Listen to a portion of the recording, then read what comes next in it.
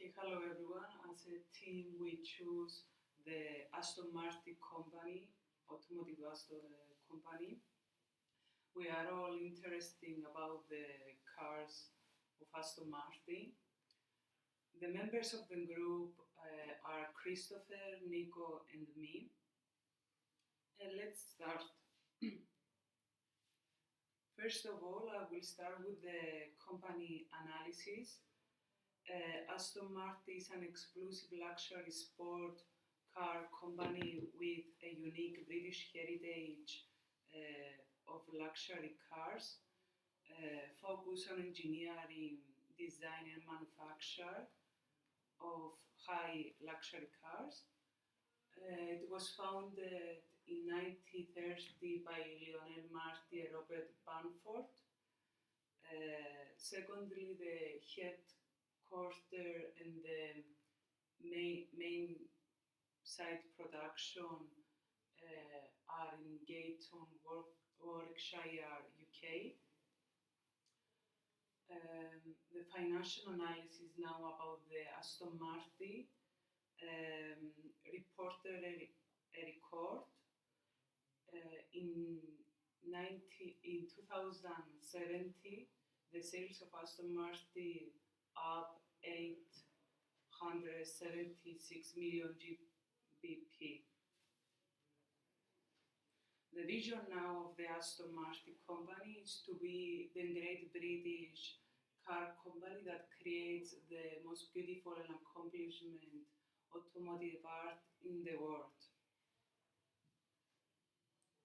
The strategy analysis, the Aston Martin expects to deliver an interior new sport car range and continued deployment of DP11, the new sport cars, the Vantages and DPS Superleggera, and new Vantage and Vantage. This is the DP11. I will continue with the product analysis of DP11. We choose this product because it's a new car about the Aston Martin. Target toward with elite class of affluent customers. The people that interested about the DP11, the ages, specific the ages, are 21 to 60. The gender are male and female, and of course the occupation is high managerial, bankers, and lawyers. And now the product details about the DP11. It is that it is a product consumer, selling price minus and more 100 GBP. Then DP11 is high quality and high price, of course high technology level.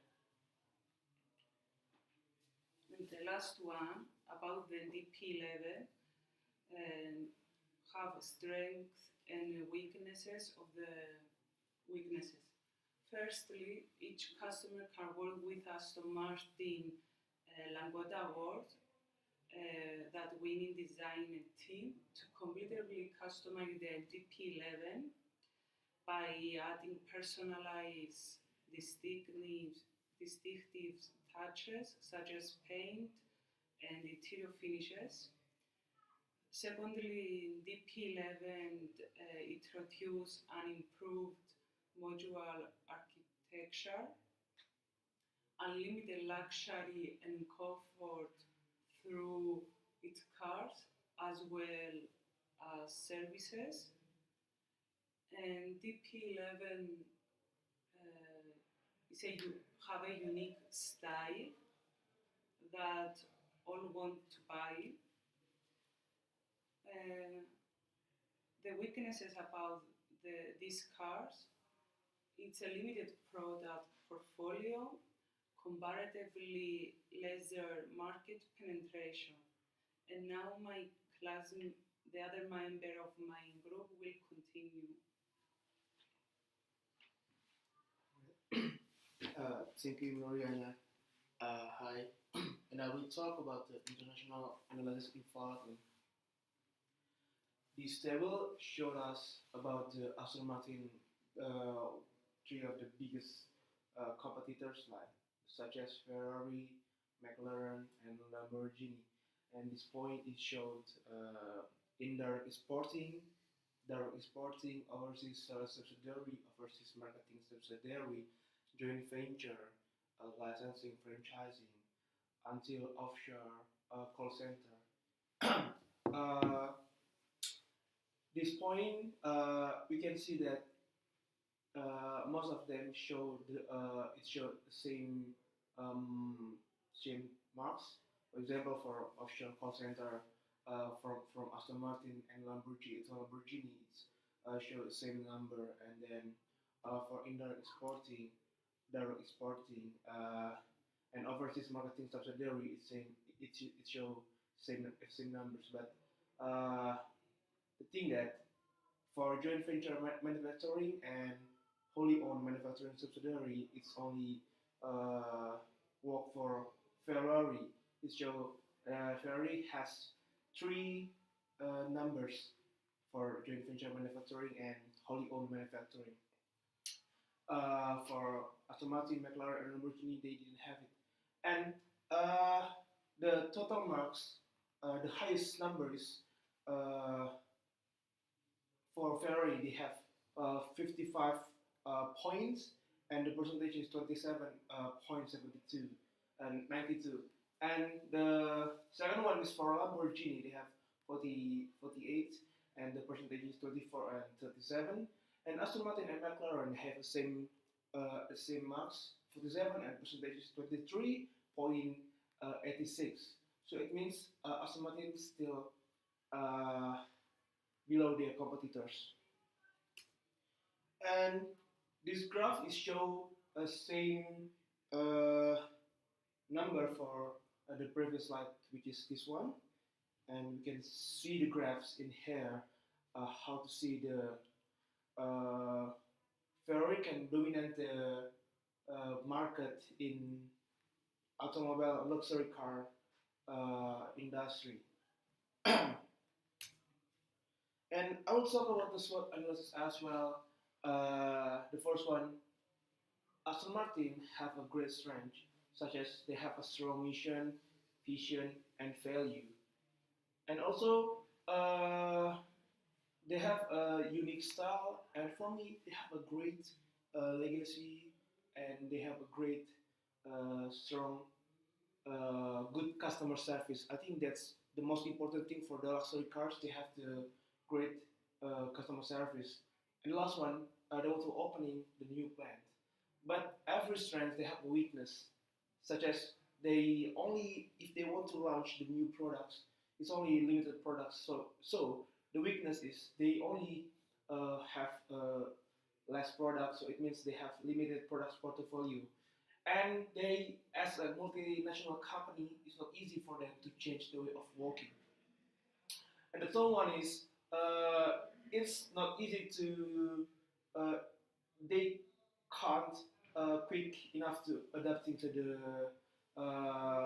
industry. And the last one is it's difficult uh, to do the penetrate to enter the new market, but they have opportunities in here.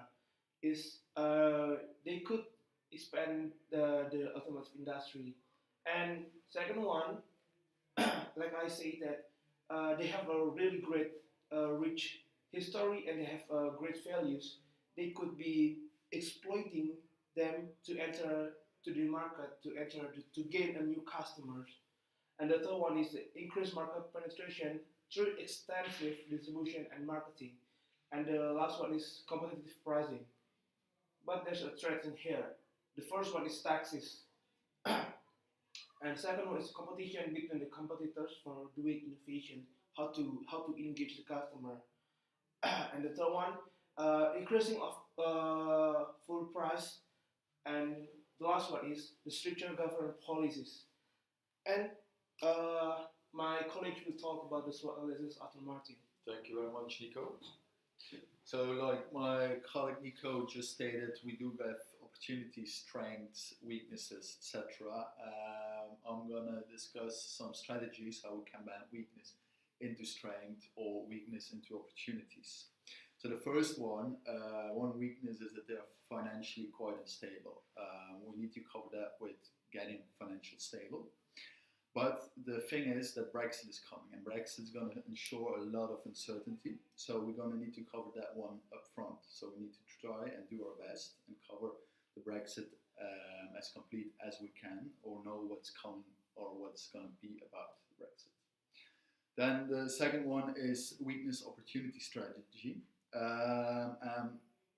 We think that Aston Martin needs to invest in electric cars fully, because they do not have quite a big portfolio range. Now that they do have electric cars, so they need to invest, otherwise it will be dead in next decade or the end of next decade. If they start investing in electric cars, this will enable them to gain market share abroad, and even in the UK they will gain some market share, which vice versa ensures them to be financially stable. Then the strength threat strategy. They need to find the correct balance between pricing and innovation. They need to be price competitive, but they still need to gain some revenue to conduct innovation. For the electric cars, for hybrid cars, to broaden their portfolio range. Doesn't matter, but they need to find the correct balance. Then last, their strength opportunity strategy. They have a high brand equity, which they can use, which will enable them to penetrate new markets abroad and to broaden their market share in the UK. So the future dimension for Aston Martin, we sure think that they need to cover Brexit, and that they need to know what is it about and the impact of it for themselves, because it's going to be the company is going to be impacted quite a lot. Then their financial position and technology development, they need to gain market share, become financially stable, in order to them to develop their technologies further, even electric cars, whatever. And they need to expand their product portfolio in order as well to gain more revenue and to conduct their R&D and electric car development. So we look like, is Aston Martin globally ready, or are they present? Yes, they are. They score between 70 and 90%, and it means that they do have a sales branch abroad, that they do work with subsidiaries abroad, as well as franchising. They do conduct marketing and sales abroad. So they scored around 75% of global readiness, which is quite high, but like my colleague Nico stated, Ferrari is doing a better job abroad than Aston Martin nowadays. Our conclusion for Aston Martin is that they have an average market position in the UK and abroad. If you look at Ferrari or Lamborghini, their penetration abroad was slightly higher than Aston Martin, so they need to work on that one. Their cash position increased. They surely going to need to reinvest it in electric modeling, processing, R&D, and the Brexit is coming, so they need to cover that one. It's going to be very, very important for Aston Martin and UK business in general. But as Aston Martin is a UK-based product, they need to cover that one as well, and it's going to bring some additional costs. So they need to cover that one. Our recommendations for Aston Martin is that they need to increase their financial position to conduct their ambition and strategy, and that they need to invest in their loyalty of customers. Very important, they have high loyalty in customers, but they need to keep on investing in that one. And last but not least, their electrical car segment is going to be very, very important. They need to invest in that one. Thank you for listening, and I wish you all a very nice day, and thank you to my colleagues as well for their explanation about Aston Martin.